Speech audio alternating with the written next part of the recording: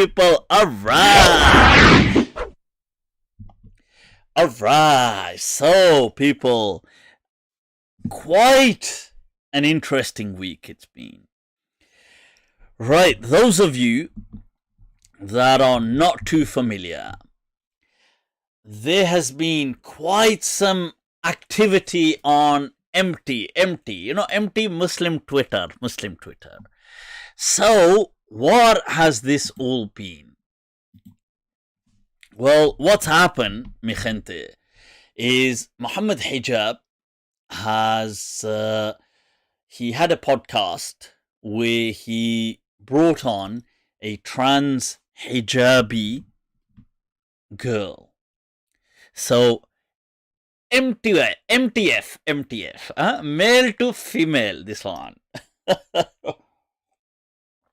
This one, male to female. So he brought on this trans hijabi.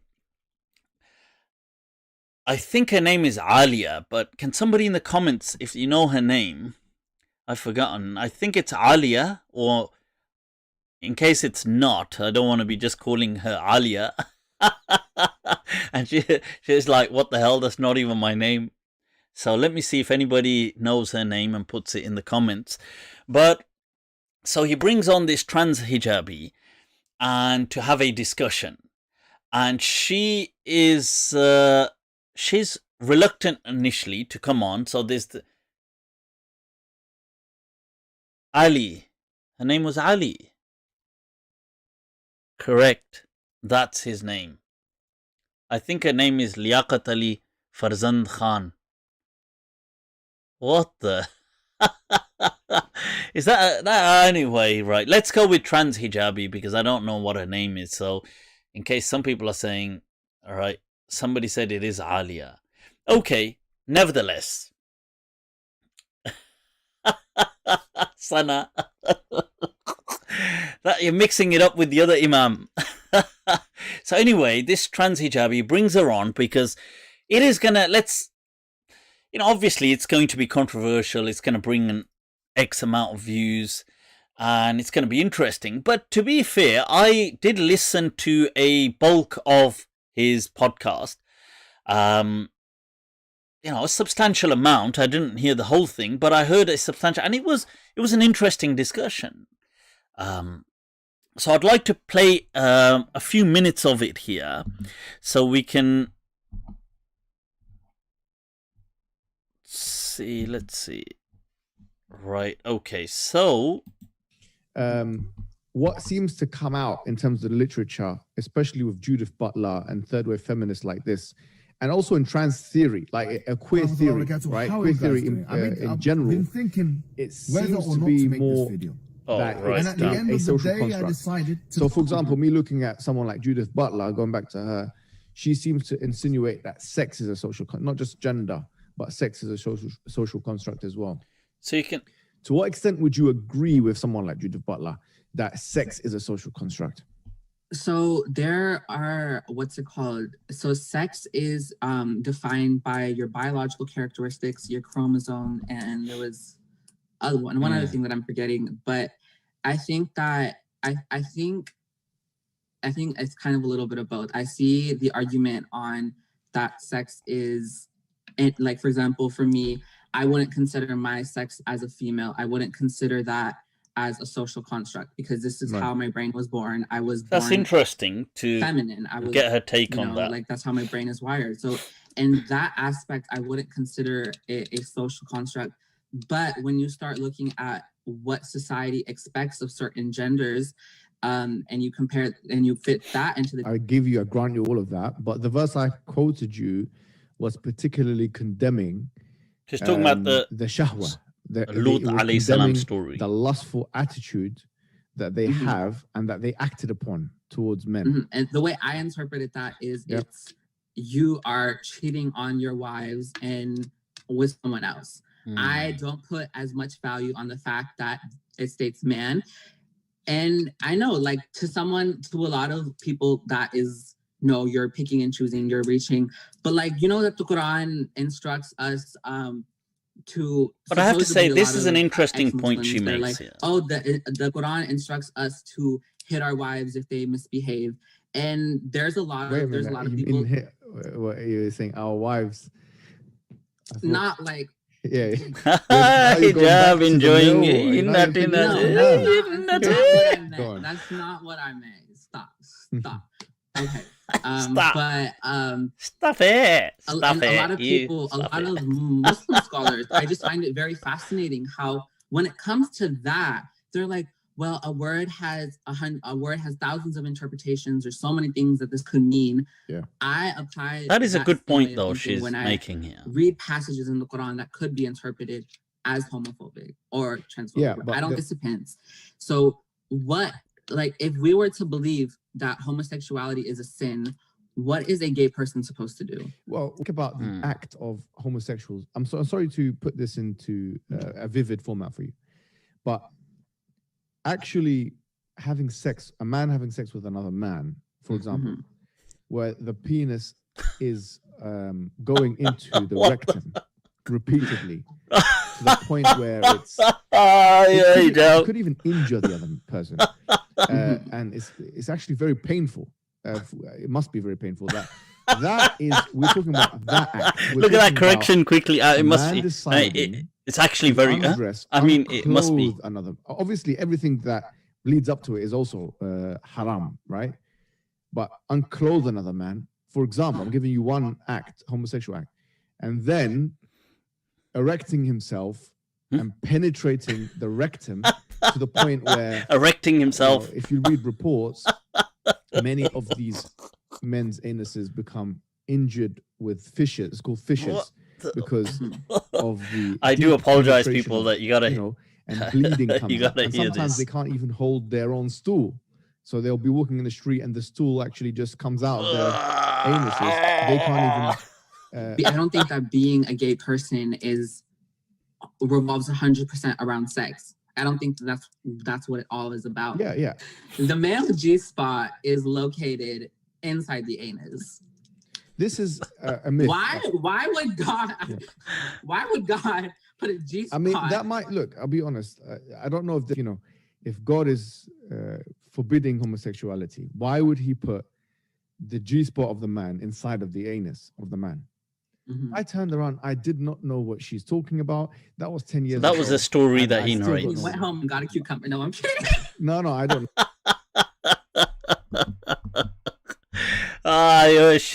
She goes, you went home and got a cucumber.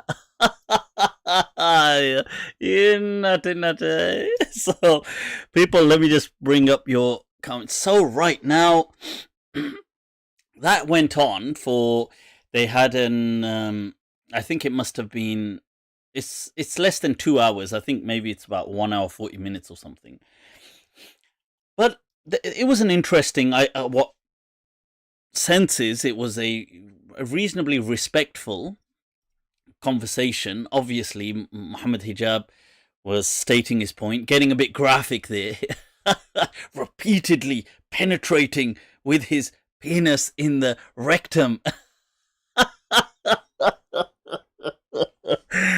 A man would undress the other man and then he would erect himself.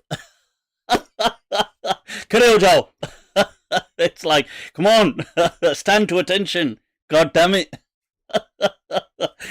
It's like, what are you doing? I'm erecting myself.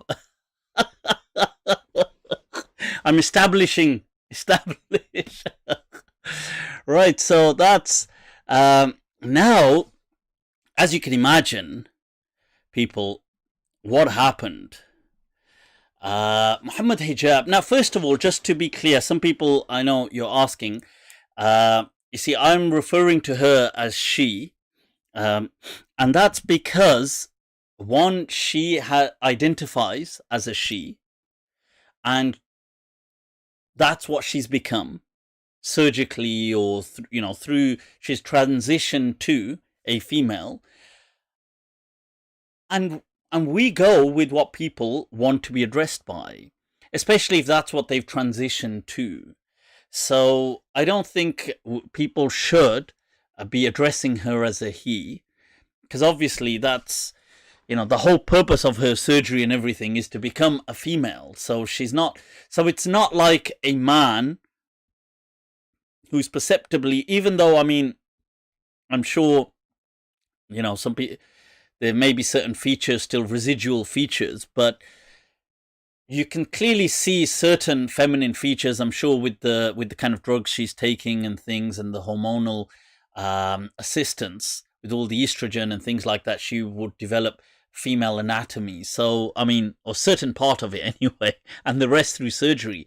So and I do have a video on this question as well, that do we address people that have gone through, that have been through surgery, gender reassignment surgery, do we address them as male or female? And I've said that the fatwa is whatever they are in their current state is what you address them by.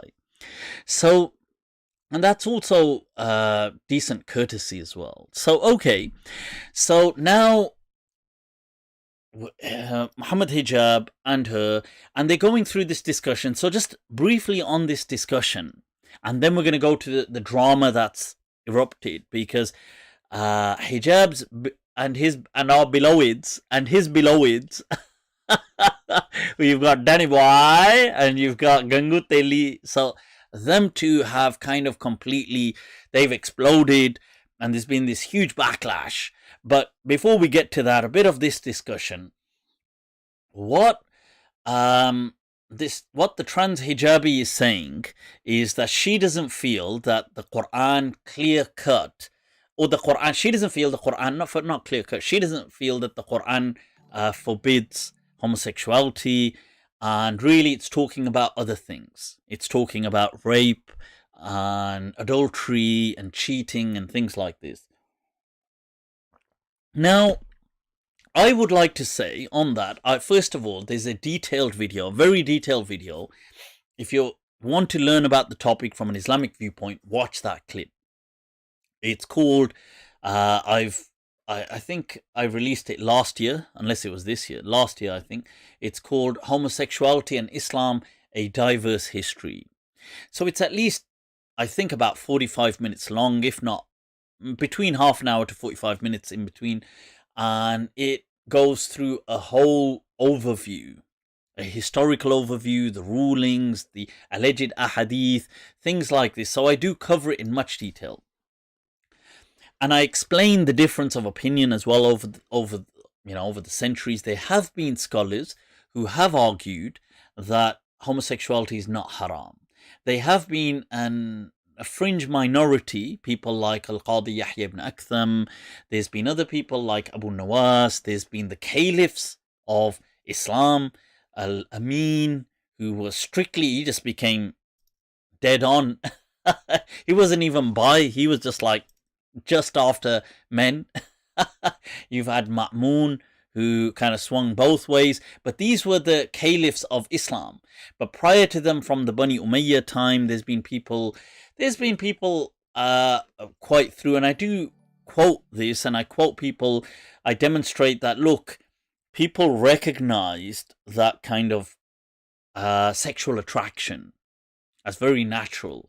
And I quote, I think, Imam Nawawi and Qadi Abu Bakr ibn al-Arabi and all these other scholars. So do watch that video if you want that detail. The point is that does this trans hijabi have a point when she's saying, I don't believe that? Now, I would say that, look, she has a point to some extent, that it is not clear cut in the Quran. It is kind of demonstrated through a story, like people infer the ruling through a story. So there's no verse of ahkam, the verse of rulings. So for example, there's verses to do with stealing, verses to do with adultery, verses. These are what you call ahkam ayat. So ayat to ahkam. So they are verses just where Allah is going to explain a ruling. So this is part of law. So he's going to say, well, people, if you're going to give testimony, or if people slander one another, or if people, there's different rulings for things. there's no such ruling verse in the Quran to do with homosexuality at all, categorically. Now, what there is are stories of the prophets. Now, amongst the story of Lut alayhi salam, you have what is mentioned that they were homosexuals. Now, there's certain verses that condemn them. So from these verses, people infer the ruling that obviously that's haram. That's why they're being condemned, which is a rational, logical conclusion to those verses. I'm not saying it isn't, but it is also true that there are no clear hukam verses in the Quran about homosexuality, because this was not a phenomenon that was like that in the time of the Prophet in his immediate society, or in that extended Arabian kind of sphere. This was not really I'm not saying nobody may have ever done it, but it wasn't it wasn't really there. So the Quran doesn't address it like that. Now, it does speak of the story of Lot because that already existed with the Jews and the Christians. So it was mentioning the story, like it does of Noah, of Moses, of Abraham, and people like that, alayhim salam. So, right now, okay, so that's...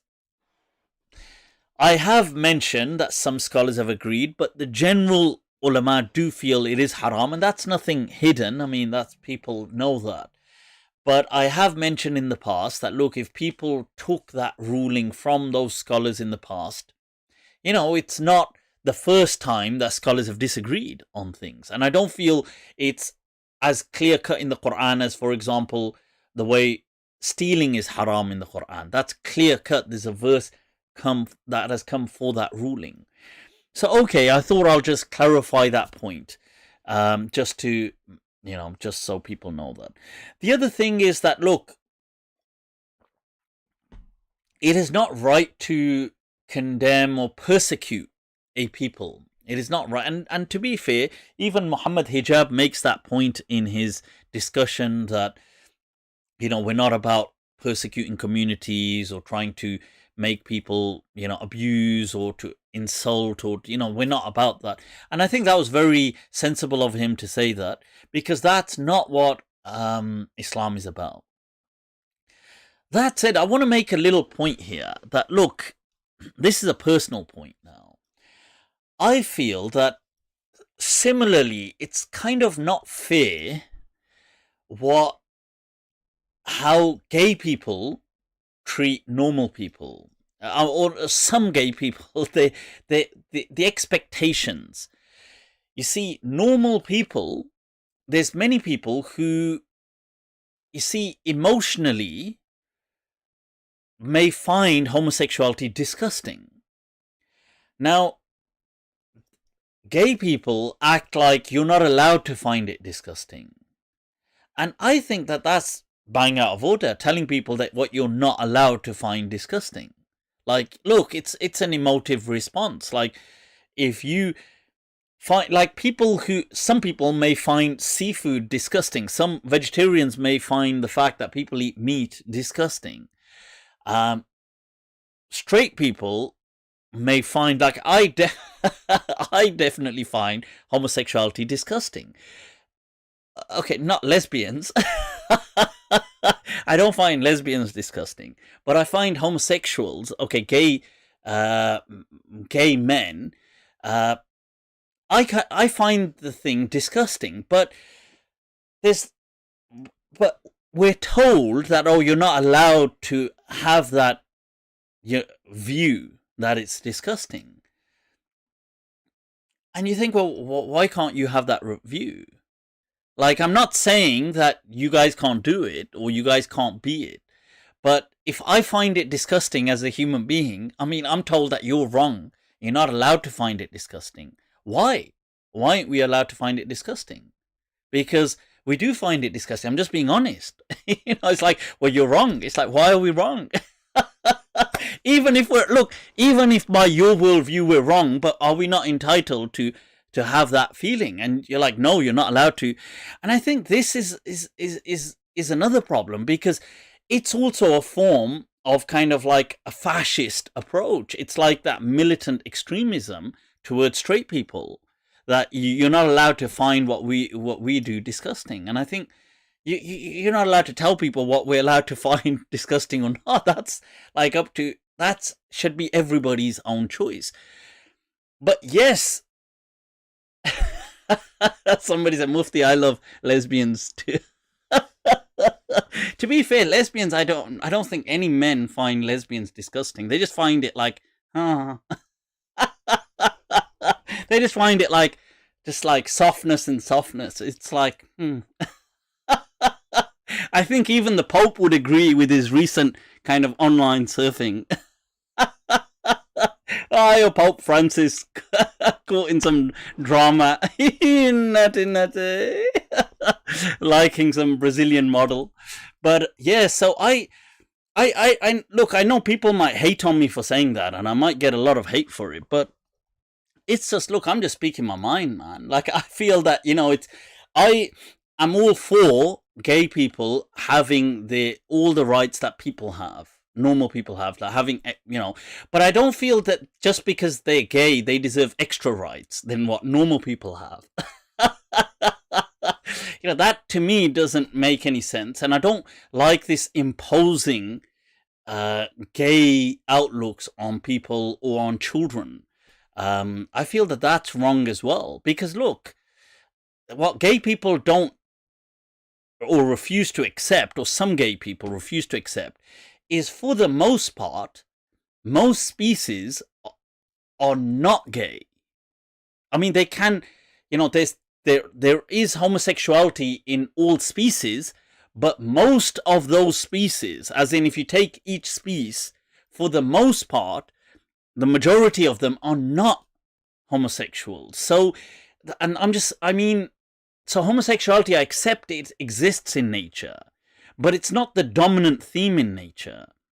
So if you were to take a law of default, you would say by default, creatures are not homosexual. But it does exist. It's also a part of nature. I accept that. So to impose it on children, if you were teaching children, like the way when we teach children, look, think about it. We teach children things at a basic level. So we teach them science basically, and then it gets complicated later on as they grow up. So we should teach them the default thing, that generally how nature is, how procreation is, how relationships are, generally. And you could say, look, there are some people, as they get older, you can teach them the more complicated stuff. So that's my thoughts anyway on that. But let's get back to this topic, people, because we got a little distracted there.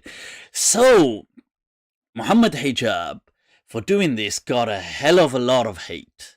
Okay. Mufti, you smell of homophobia. See, but this is the problem. Because I say that, people are going to say, see, and that's the problem right there. This is why, you see, because it's people are so trigger happy to just accuse people. I've got a whole video saying that, look, leave people alone, don't kind of attack them, and I've even shown a diverse perspective in Islam. But it doesn't mean that you need to now say, I can't have a personal, it's like somebody saying, oh, I find a particular flavor disgusting. And you're like, what the hell's wrong with you? You're not allowed to do that. It's like, tere baap ki dunya hai kya? Does your dad own this world? Why ain't I allowed to not like something? Anyway, moving back to the topic. So there was a hell of a lot of hate, that backlash that Mohammed Hijab got from his beloveds, the beginning with none other than Daniel Haqiqatjou, because Daniel Haqiqatjou is clearly known. Now, you mentioned homophobia. Daniel Haqiqatjou is clearly known for his homophobia, outright homophobia. Now, here is a post by Danny Boy. Right, so you can see this. So, as you can see, I missed the International Day Against Homophobia. The best way to celebrate such a beautiful, momentous, important day is the Muslim way, recreational base jumping. And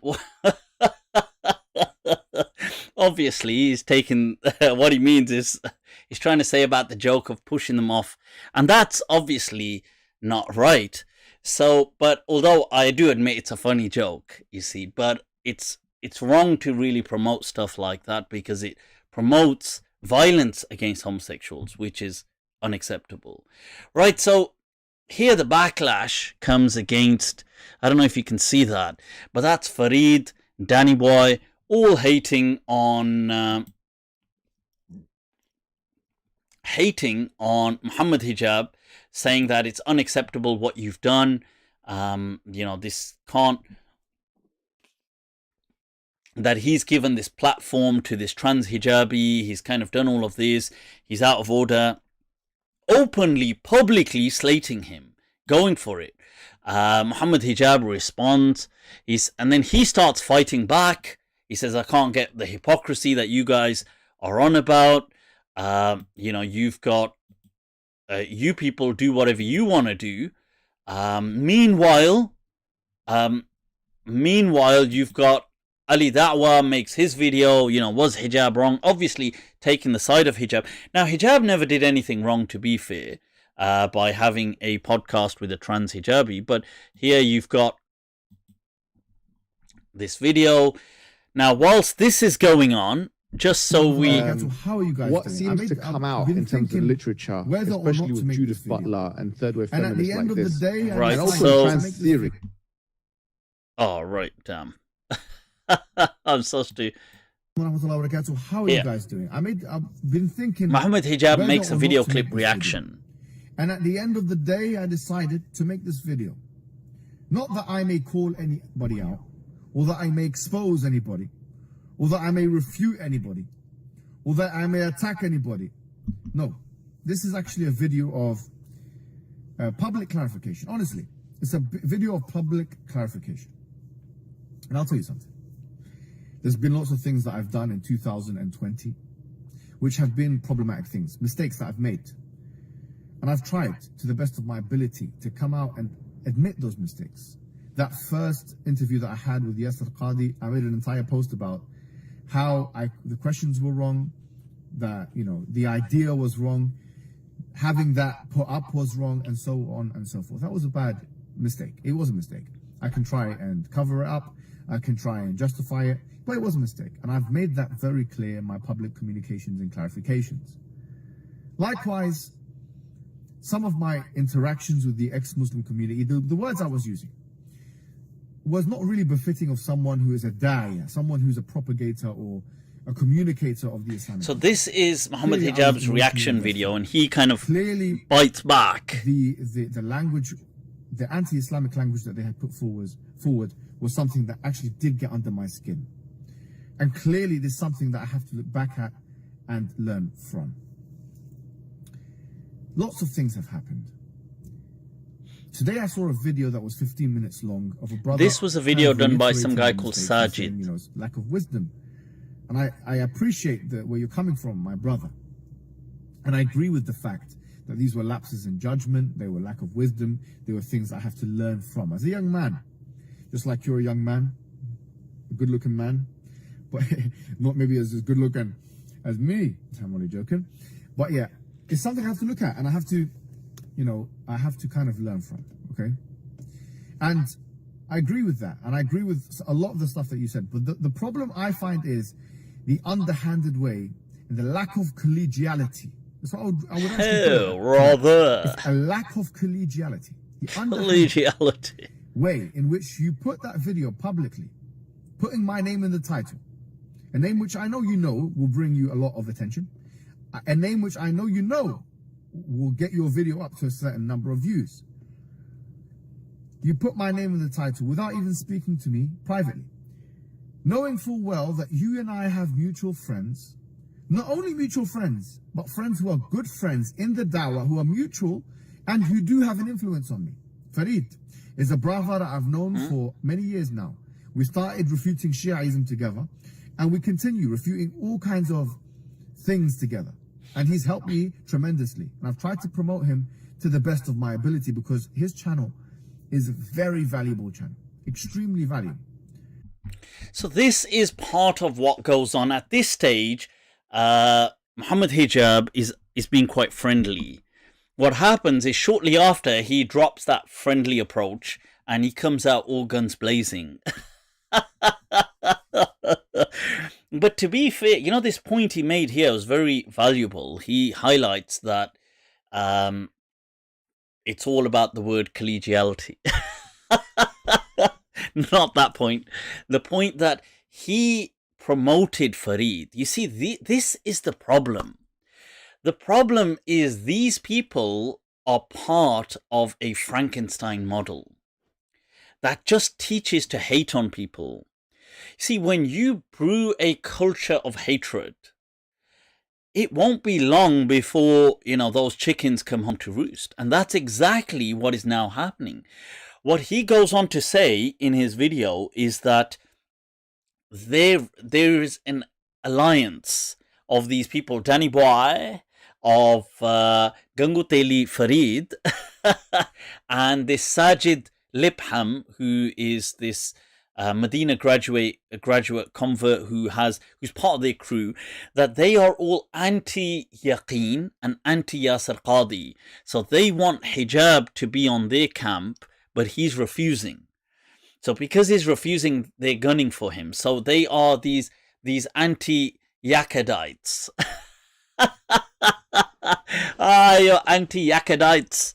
Right, so, and you can see here, so it started to get intense.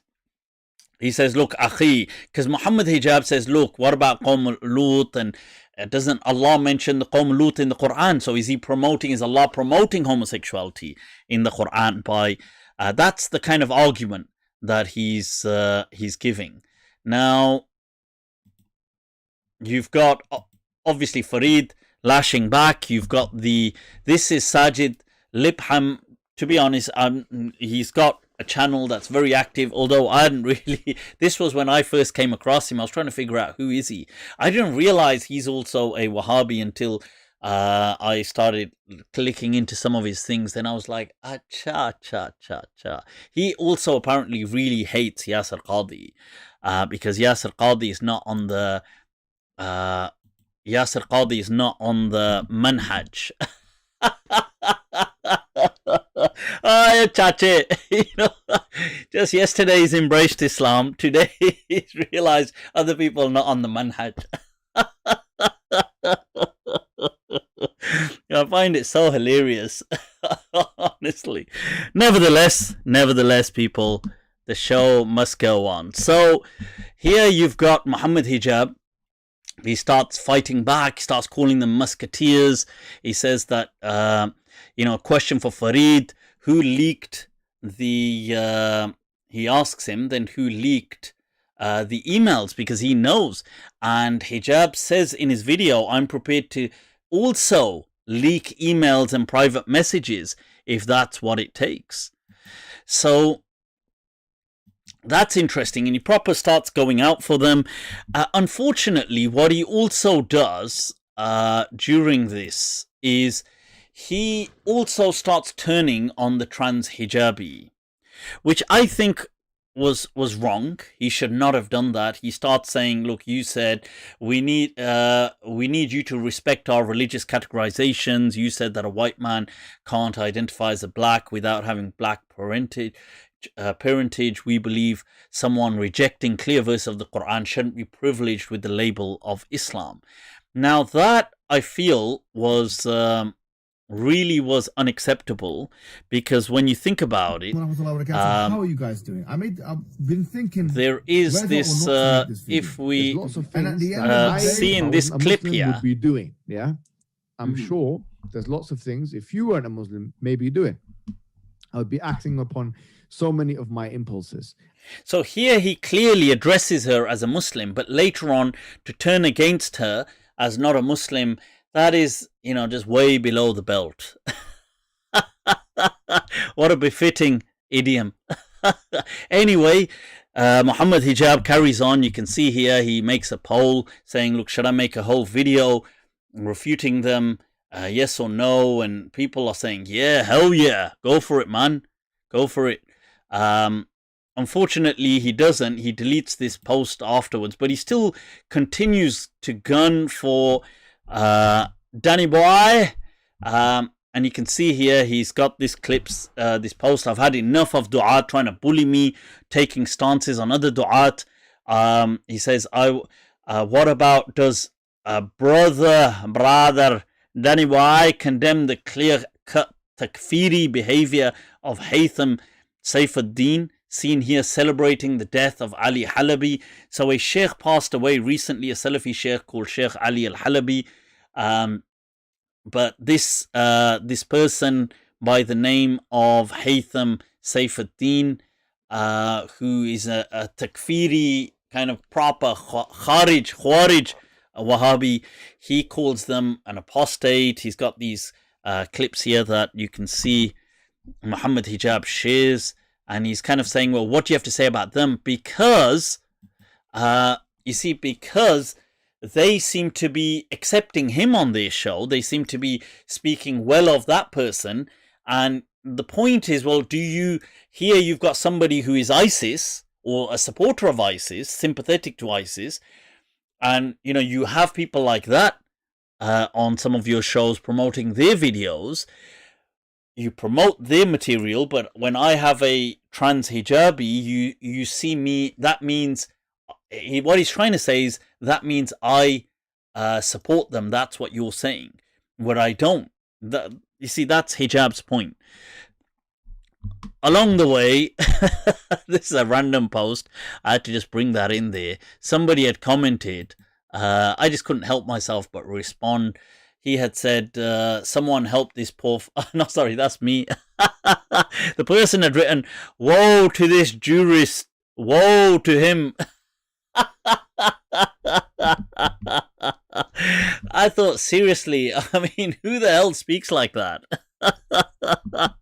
Nevertheless, Daddy Boy was still fighting back. He was saying, look, someone comes to you and says, I love eating my own feces, and everyone should accept me for it. You can give him a 2-hour academic analysis of why he's wrong at eating feces. But no matter how good your analysis, the very fact that you engage such a person means you lost. You lost, Danny Boy. So you can see, so what was going on at this stage. So it goes back, forth.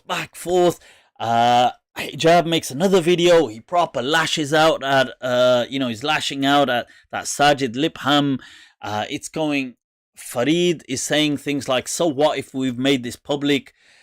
People are asking Farid Ganguteli that, look, why are you doing this in public? Please, brother, don't do this. The da'wah.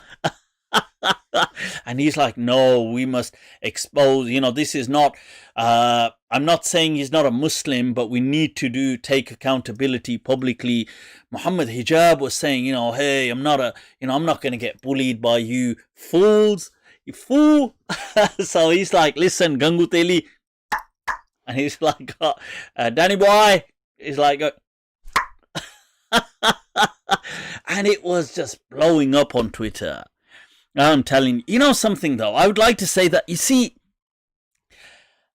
I've said this before, that, you see, Mohammed Hijab he actually is very intelligent, okay? Unlike some of these other people, like, I suppose, okay, some of these guys, Ganguteli I don't think is that intelligent, he's just mediocre, but I feel, okay, what's in Danny Boy? Danny Boy may be intelligent.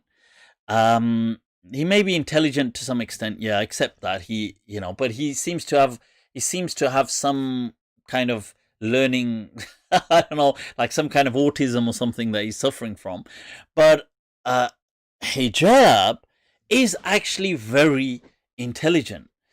Now, this is why I've said before that what I sense from Mohammed Hijab is that this Salafi kind of thing is already too constricting for him. That it won't, if he continues the way he is, unless he completely just cuts off his prefrontal cortex, within 10 years, I cannot see Mohammed Hijab part of that scene. He will turn into what Yasir Qadhi is now trying to bloom as. This Yasir Qadhi fully hasn't come out of the closet yet, but he's trying. He's teasing us. He's like sticking at. He's like sticking one foot out, the other foot out. You're teasing us, this one. But he's trying to come out as this person with the voice of reason. Because the truth is, Yasir Qadhi doesn't believe in all this kind of stuff. No way on earth today does he.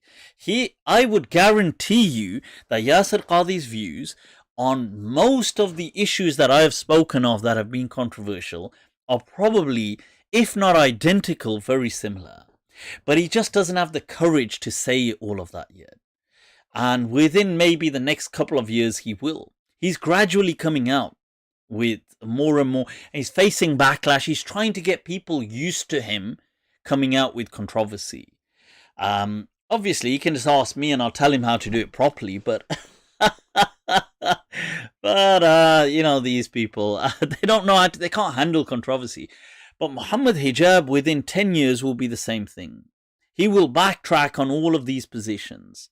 And the worst part is that he has lengthy videos on them now. One of the best things I have to be so grateful to God about is that when I had different views, I didn't have social media. Or if I did have social media during some of that time, I have very little, if any, record or videos of me saying, maybe there's an occasional video of me saying certain things which I've changed views on later on, but not drastically and overall, because we as human beings will develop throughout our lives. Now, when you've said things that are stupid and you've pushed on that, like let's say 20 years ago, I wouldn't have had these kind of views that I have today. I would have just been a very young man trying to discover the world. And I would have been influenced heavily by my environment. So thank God, the nonsense I might have come out at then was not recorded. So this is, so I do feel that Mohammed Hijab, this is part of that. This is like the kind of teaser to what is yet to come. Anyway, in a video then, Mohammed Hijab comes out with, look, we've got a hierarchy. We've got Sheikh Haytham al-Haddad. I'm shocked he holds Sheikh Haytham al-Haddad in such a high esteemed, as in the senior within the UK, but each to their own. But obviously, Sheikh Haytham al-Haddad, in all honesty, to me, he's okay. He's just mediocre. He's not somebody so... he is a sheikh, but that's, just a mediocre sheikh. I don't see him as somebody incredibly profound. But nevertheless, okay, for some reason, to these people, he's he is the upper council, the high council of scholars within the UK. So somebody has obviously got in between these people and told them to calm down and to patch up. So they eventually do this public display of a patch up. You can see here that, I don't know, that's a bit small, but you've got Danny Boy, who's apologizing and saying, you know what, I should have just discussed privately. Mohammed Hijab is saying, okay, I accept your apology. Then Gangu Teli at the bottom, GT is, Farid is saying, I apologize too. And, he's saying, all right, go on then. The anti-Yaqidites. Your anti-Yaqidites, which is Yaqeen and Qadi. Okay, if you haven't got that. Yaqidites. So, and I've come up with that term. Okay, so I want full credit for that. So, but Hijab then makes a video where he says, look, all right, fine, we've patched up, for the sake of brotherhood. But he says, that Saajid, he kind of still gives a very intimidating response to that Saajid Lipham. Or is it Lipham? I don't know whether it's Lipham or Lipham. But he says to that Saajid, you need to fix yourself. Why? I'm coming for you, boy. So that's what's been going down, people. But I tell you, the friendship is over. You know what? It doesn't matter what the words say. The words no do justice, this one no do justice, Right, so you've got... You're finished. You're finished. You're finished. Wallah, you're finished. Finished. It's over.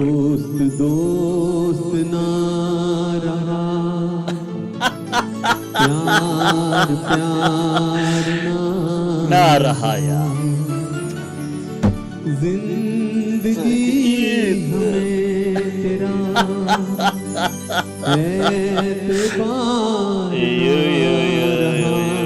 Latte ये गंगू तेली दोस्त ना रहा people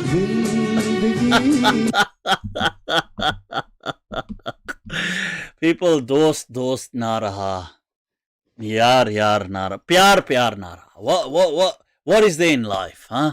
This friendship, this one over, this one no come back, this one. So people, it's been ever so awesome. It's getting very late. Let's wrap this up. You're finished, people. You're finished. Yakadites, you're finished. Yakadites are over. This Yakadite. This one, no nice, my friend. So people, let's wrap this up, man. Let's wrap this up. What's going down?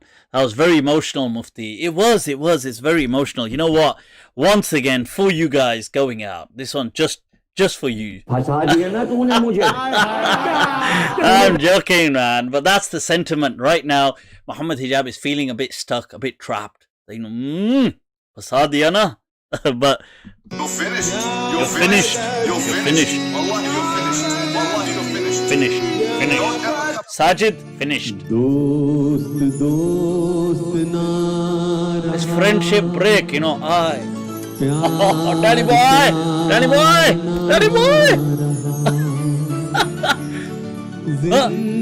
What did this one? What did this one do?